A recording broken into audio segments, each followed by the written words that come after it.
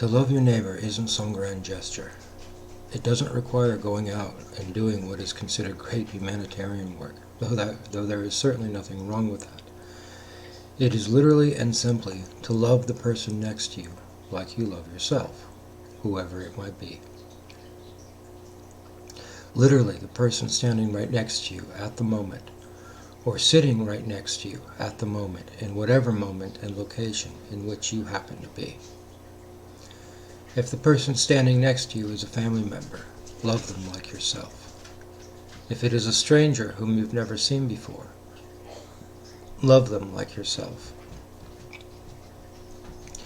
If they're homeless, love them like yourself. If they're wealthy, love them like yourself. If the person standing next to you is an immigrant, love them like yourself. If the person standing next to you at the moment happens to be gay, happens to be transgender, happens to be from a different ethnic, social, financial, cultural, or linguistic background from yourself, love them like yourself. See them as yourself. Try to step into their shoes and into their worldview. If you had experienced what they had, would you have made different choices from them? If you have been raised the same way, if you had the same biology, the same neural connections, the same history and culture which they had, would you have done anything differently from them? To love is the opposite of fear. Loving the other person as yourself is to stop seeing the other person as a threat or something to fear, and to start seeing them as no different than who you are. The same needs for food, water, shelter, security, love, companionship, the same desires for success in their endeavors, and the same or similar flaws that you yourself have. It means to turn away from your fear and anxiety and to disengage from it. But it starts with the person right next to you, no matter who they are. It starts with those closest to you in physical and not just relational proximity. If you live alone in an apartment, it starts with the person living in the apartment next to you. If you have a spouse and children, it starts with them. If you are at work, it starts with your coworkers closest at hand, no matter who they are. It starts with who is right next to you right now in this moment.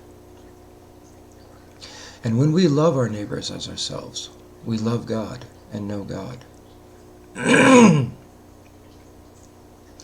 If we truly love God, then we will love the person next to us. If God is our source, and each one of us carries a part or shred of His logos and His Spirit, no matter who we are, then to love one another is to love God. To treat one another how we want to be treated is to treat God that way. To love your enemy is also to love the God of whom your enemy still holds a part, and to recognize that your enemy who hates you is a family member who is ill. And the inverse is also true. To hate the person next to us is to hate God Himself. To mistreat the person next to us is to mistreat God Himself. To injure, lie to, hunt, and prosecute the person next to us is to do so to God Himself.